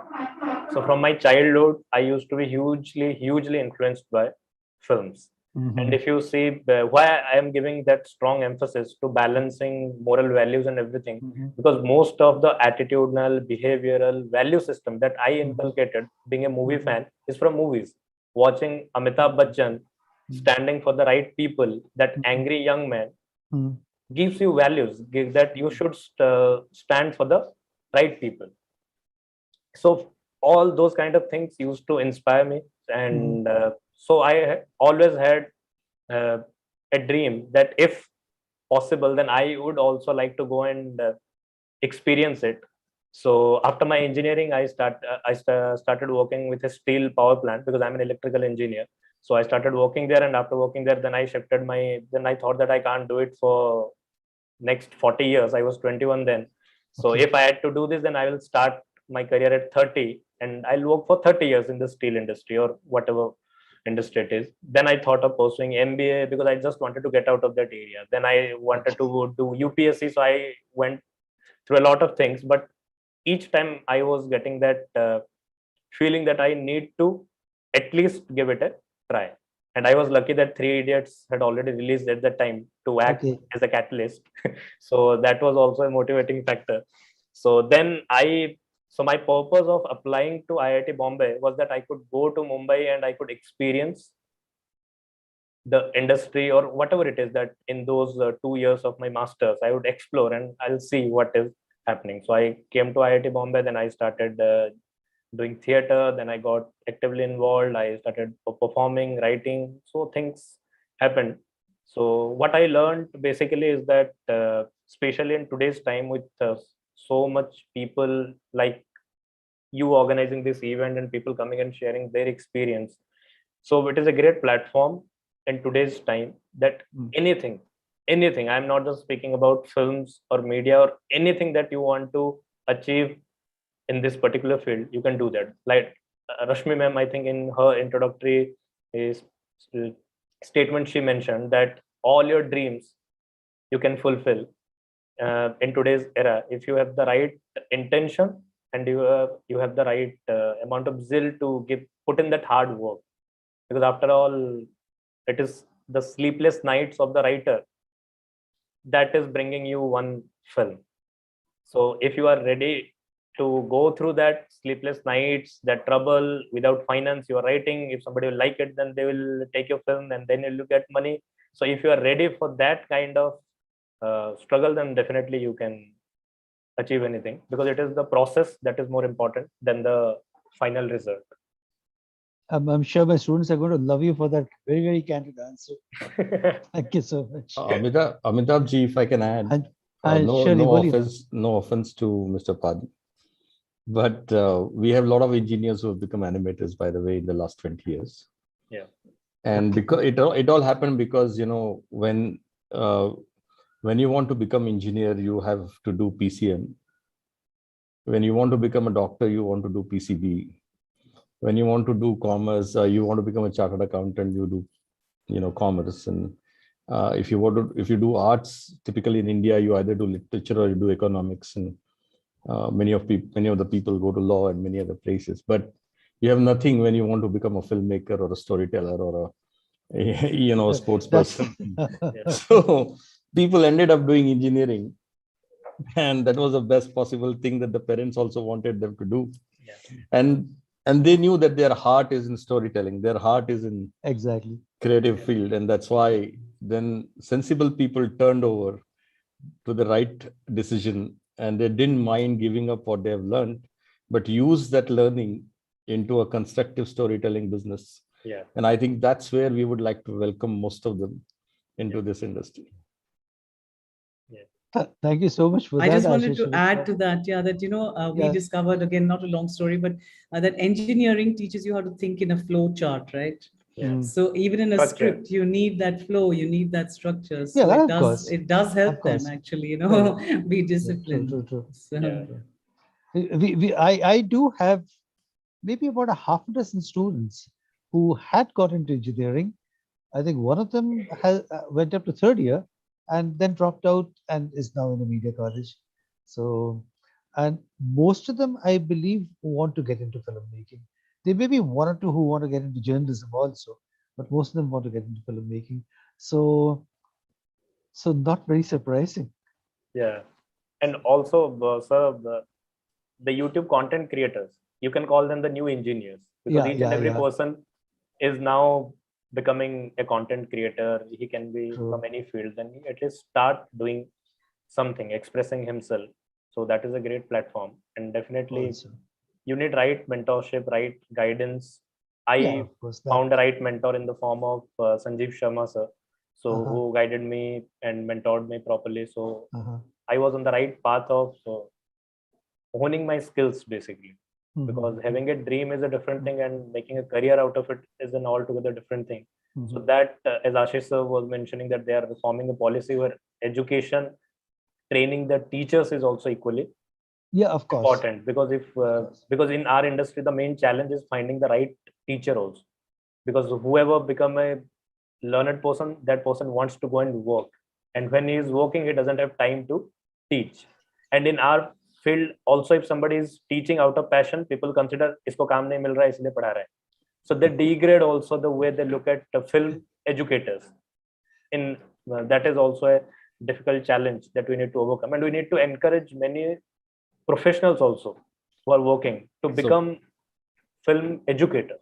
So, Mr. Padi, for good news, I also no, but I just want to just talk about the fact that yes, we are no longer, I'm an independent filmmaker, and you're no longer restricted to these producers producing. I mean, as long as you have the technology, the equipment, and the talent and the craft of making a film. I know it's called content now because it's platform agnostic, but storytelling is storytelling, and it's important to know the stories that are important for you as a filmmaker, for you as a content creator, and only then are you going to connect with the audience, because now everybody wants different people to watch their content, and unless you have an emotional connection, you're not going to get it. So Priti, there is a good news for you. In the UGC there was if you have to teach undergrad, you have to be masters, and if you have to teach masters, you have to be PhD. Yeah. But our vertical of storytelling, filmmaking, AVGC has an exception right now from the UGC, and a faculty of practice and a faculty of professor of practice is allowed. So a person who is actually creating films can come and teach, and you need to really see that that's how it happens. So the Guru Shishya Parampara will be brought back into this field, because this is how you can actually get the best of the both worlds. Very true. That's wonderful. Yeah. So on behalf of my students, especially, I'd really like to thank all of you for the perspectives that you brought in, and I'm sure all of them really enjoyed. There are a whole lot of other questions. Unfortunately, we don't have the time, but maybe someday in the future there could be further interaction, and less as a media seminar, more as people with your kind of expertise, your kind of experience, knowledge, information, could be talking directly to my students. So I'm hoping for that kind of thing someday. I'll request Supriti to wind up this session.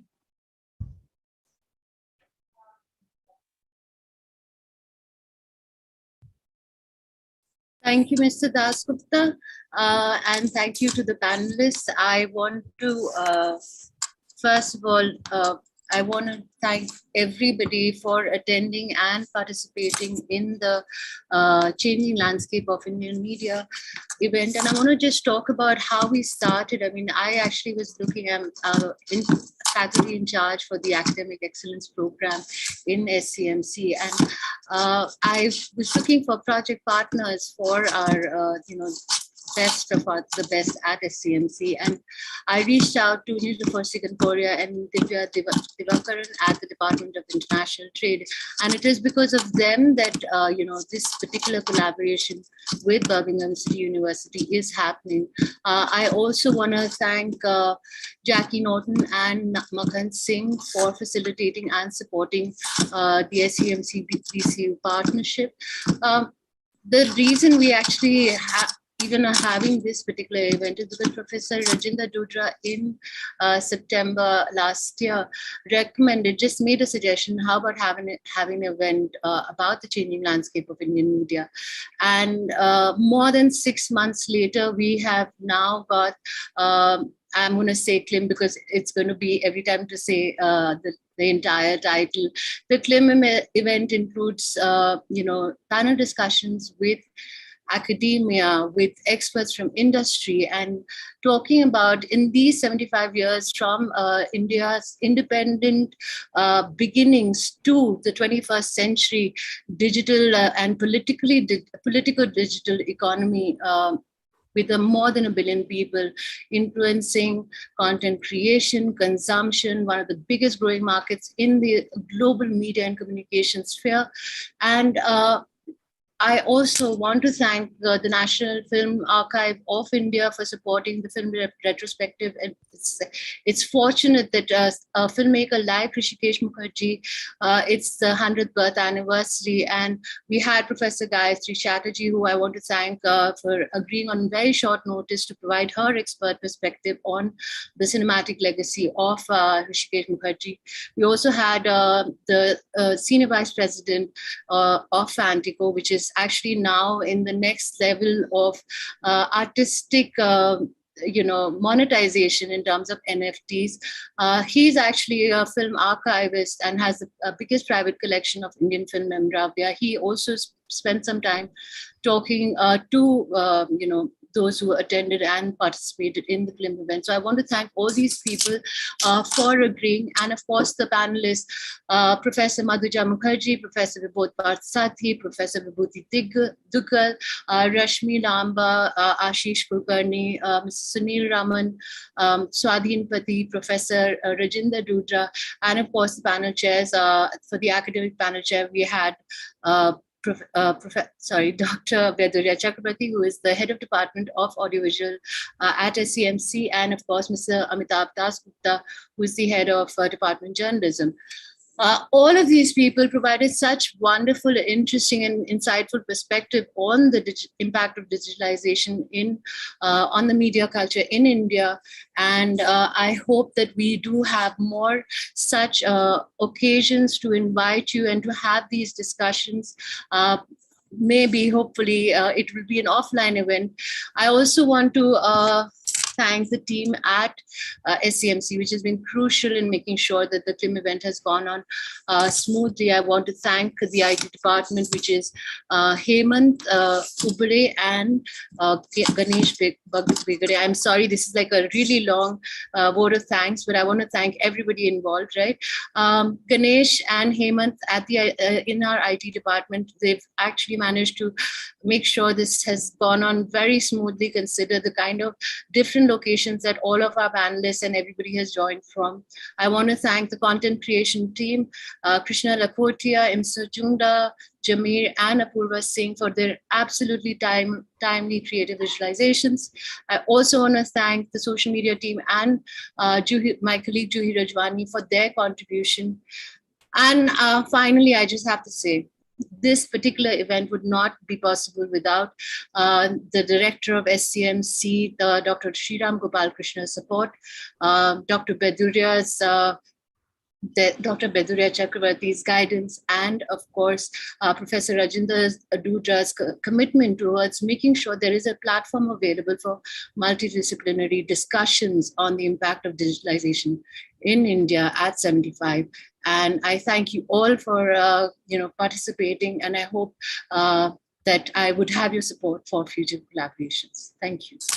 I have now, thank you, Rashmi. I have now, as a final tribute to Rishikesh Mukherjee, we have a little video of different people talking about what Rishikesh Mukherjee cinema means to them. And I hope you enjoy the video and have enjoyed the films that Rishikesh Mukherjee made in his lifetime.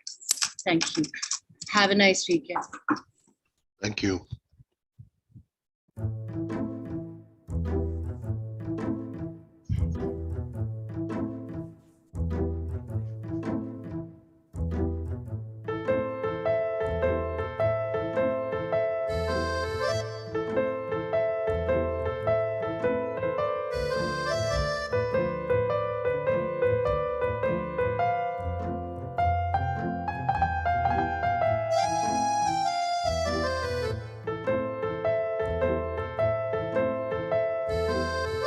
Rishikesh Mukherjee for me was a very prolific and a very versatile filmmaker.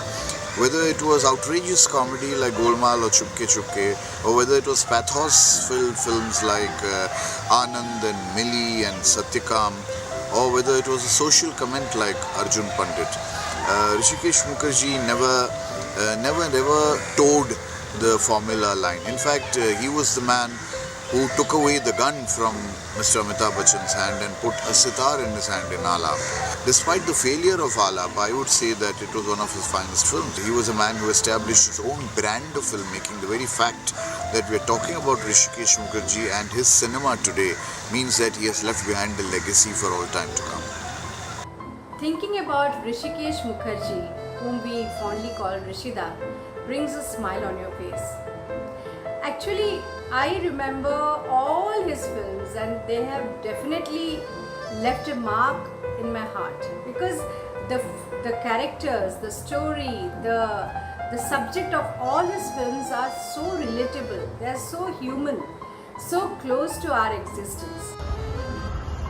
वैसे तो ऋषिकेश मुखर्जी की सारी films मेरी बहुत favourite है, पर अगर सबसे ज्यादा फेवरेट कुछ कहना ही हो तो बावर्ची इसलिए कि उस फिल्म में उन्होंने जिस तरह परिवार को दिखाया, जिस तरह किरदारों की जर्नी दिखाई और जिस तरह शूट किया, उसमें गाना है, असानी जी गाते हैं, कहाँ से वेस्टर्न से लेके कहाँ ट्रेडिशनल में आप चले जाते हो, और उस फिल्म की हर फ्रेम में जो खूबसूरती है, जो बातें हैं, I can go on. Rishikesh Mukherjee हमारे देश के one of the best film makers थे, स्पेशली फैमिली फिल्म में, और मैं उनका बहुत बड़ा फैन था, हूँ और सदाए। Rishikesh Mukherjee for me is not just a filmmaker, but an integral part of my life. The fact that his films were not an example of grandeur, but of life, I think speaks volumes about his work. I remember when I saw Chupke Chupke for the first time, a contentious issue like language was brought to laughter, was brought to debate, but cinematically. I remember when Khoobsurat came, there was a song in it which became my life's anthem, which was Saare Niyam Tod Do, Niyam Pe Chalna Chhod Do. It was as though a rebellious kid was just waiting for the right song. The fact that many of us found real life comparatives to the characters that he eked out in his cinematic liberties, I think is what makes him, to this day, memorable. To this day, his craft is applicable. To this day, he inspires. From films to dialogues to slice of life, what more can I say? Rishikesh Mukherjee continues to not inspire, but make humans live life.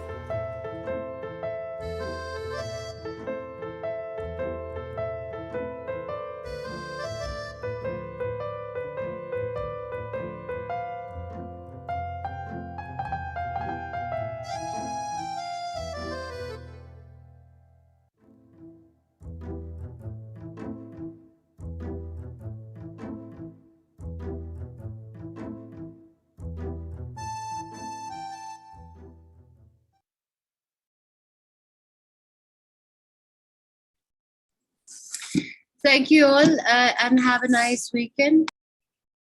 Thank you, Supriti.